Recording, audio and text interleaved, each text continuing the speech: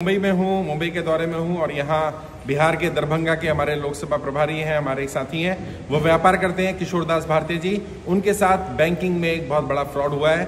10 लाख से ऊपर का फ्रॉड उनके साथ हुआ है। उन्होंने आरबीआई में भी कंप्लेंट करी, बैंक ऑफ बड़ौदा में भी कंप्लेंट करी, पुलिस में भी शिकायत करी, जो साइबर क्राइम है वहाँ भी शिकायत करी है और कोई रिजोल्यूशन नहीं हो रहा। सरकार कितना ही डिजिटल कर रही है, लेकिन उससे लोगों को नुकसान हो रहा है। और ऐसे ना जाने कितने केस हैं, रोज लोगों के साथ 50,000, लाख, 2 लाख, 5 लाख, 10 लाख का फ्रॉड हो रहा है और उसकी कोई सुनवाई नहीं है।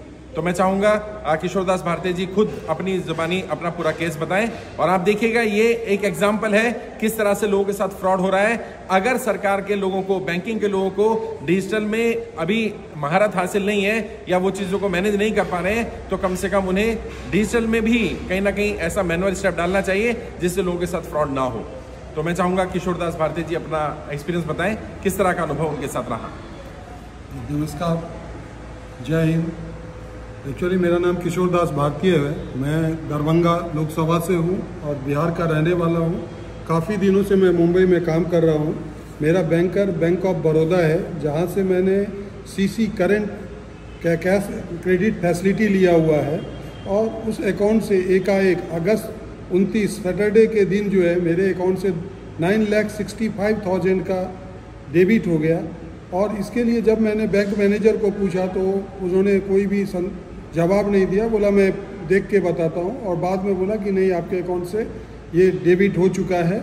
और जब हमने उन्हें बोला कि हमने नहीं किया है, जैसा कि आरबीआई बोलती है कि आपको जैसे ही इन्फॉर्म पता चले आप तुरंत कंप्लेन करो, तो ओरली मैंने किया था। फिर तुरंत ही मैंने उन्हें राइटिंग में दिया, मोबाइल में व्हाट्सअप किया, फिर उन्होंने बोला मेल करो, हमने मेल किया। सेम टाइम मैं बैंक के साथ पुलिस चौकी में साइबर क्राइम में गया, एक एनआरआई पुलिस चौकी है वहाँ गया। इन लोगों पुलिस का जो रवैया है, साइबर बोलता है मुझे ABCD नहीं आता है कि मैं ये इसको समझ सकूँ, इसके लिए आप बैंक वाले के पास जाओ, बैंक वाला ही पैसा देगा। मैं इतना आपका हेल्प कर सकता हूँ कि जिसके भी अकाउंट से फ्रॉड किया है उसके अकाउंट को लॉक कर सकता हूँ। अदरवाइज साइबर में कोई भी चीज़ ऐसा डिजिटल या हमें किसी तरह की ट्रेनिंग नहीं है। ये हमें बेलापुर में बोला गया कि आप बैंक वाले पर प्रेशर बढ़ाओ, और बैंक वाला बोलता है हम कुछ नहीं कर सकते, हमने आगे फॉरवर्ड कर दिया, आपका पैसा कहाँ गया, क्या हुआ, मुझे कुछ नहीं मालूम। मैं ब्रांच मैनेजर हूँ, मैंने अपने सीनियर को कर दिया। आज अगस्त से लेके मैंने 50 बार लेटर बैंक को लिखा, बैंक के सीनियर ऑफिसर को लिखा, उनके जितने भी CMD जो भी है सभी पोर्टल पर लिखा, एक सिंगल रिप्लाई नहीं आया। इवन कि बैंक मैनेजर ओरली तो कुछ भी बात करता है, रिटर्न में आज तक जवाब नहीं दिया। और जब भी हम पूछते हैं कि भाई आप जवाब दो, तो जवाब नहीं दिया। अभी ये कैश क्रेडिट में 10 लाख के ऊपर एवरी मंथ मेरे से 30-30 हज़ार रुपया जो भी है हमसे इंटरेस्ट लिया जा रहा है और हमें हरास किया जा रहा है। अभी हमें तो यहाँ तक बोला जा रहा है कि आप ब्रांच से दूसरे जगह आप लोन ले लो, दूसरे जगह ट्रांसफ़र कर लो, हम यहाँ नहीं कर सकते। हमारे लिमिट को घटाने का हमें बहुत तरह से हमें तकलीफ दिया जा रहा है। अब हम जब आरबीआई में कंप्लेन किए तो आरबीआई ने 10 बार मेरा कंप्लेन को रिजेक्ट किया। 10 बार मैं पर्सनली जाके विजिट किया बेलापुर में, तो बोले नहीं ये पेपर नहीं लगेगा, वो पेपर नहीं लगेगा, मैंने वो दिया। फिर ऑनलाइन भी मैंने 5 बार अप्लाई किया, तब जाके उन्होंने 4 बार रिजेक्ट किया। और जबकि मैंने ऑल डॉक्यूमेंट उनको दे दिया। जब भी बैंक ऑफ बड़ौदा को मैंने विदिन 24 आवर कंप्लेन किया, मैंने पुलिस में कंप्लेन किया, मैंने हर जगह जाके किया, लेकिन कोई भी सहायता करने के लिए तैयार नहीं है। अभी ऐसा है कि अब मुझ जैसे आदमी तो सरवाइव कर रहा है, अदरवाइज जिसका अगर छोटे मोटे आदमी के अकाउंट से अगर 10 लाख रुपया चला जाए तो वो जगह पर सुसाइड कर लेगा। और आज ऐसी स्थिति है कि जब भी मैं बैंक जाता हूँ, जब भी आरबीआई जाता हूँ, पुलिस में जाता हूँ, वकील के पास जाता हूँ, लोगों की लाइन लगी हुई है जो कि ये फ्रॉड से ये हो रहे हैं, और बैंक वाले के कान में जू नहीं रेखती है। अभी बैंक के सीनियर ऑफिसर ओरली बोलते हैं कि भाई हमने 3 बैंक मर्जर किया है, हमें टाइम लगेगा। और दूसरी तरफ बोलते हैं कि भाई हमें डिजिटलाइज समझने में टाइम लगेगा। तीसरी बात बोलते हैं कि हमें ये जो डिजिटल हमारे पास साइबर सिक्योरिटी नाम का कोई चीज़ नहीं है।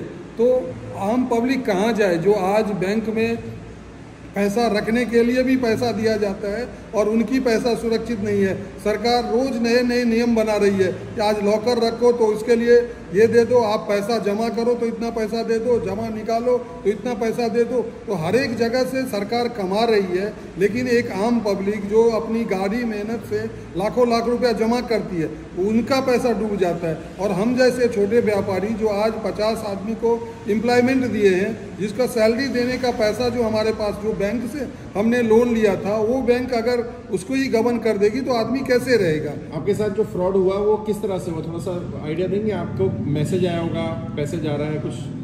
नहीं, मुझे कोई भी मैसेज नहीं आया। मेरा जो वही चीज़ था कि मैंने मैनेजर को बोला कि OTP जनरेट नहीं हुआ, कुछ नहीं हुआ, तो फिर कैसे ये हमारा अकाउंट से चला गया? तो बोला मालूम नहीं। और आज तक कोई नहीं, साइबर नहीं, किसी ने भी ये नहीं किया। हमें जैसा लगा कि वो बेनिफिशियरी एक ऐड हो गया जो मुझे भी मालूम नहीं, मैं उस आदमी को जानता नहीं।